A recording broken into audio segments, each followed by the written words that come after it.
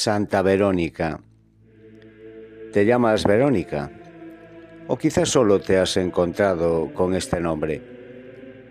Verónica significa imagen verdadera. Y eso ya es una llamada. Santa Verónica de Vinasco no hizo cosas extraordinarias. No escribió libros, no cambió el mundo. Cocinaba, servía, vivía la fe en lo pequeño. Y ahí descubrió algo inmenso.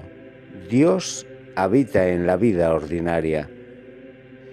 Pasó por dudas, cansancio y silencio, pero nunca dejó de ser fiel. La Iglesia la recuerda cada 4 de febrero, porque su vida reflejaba a Cristo sin hacer ruido.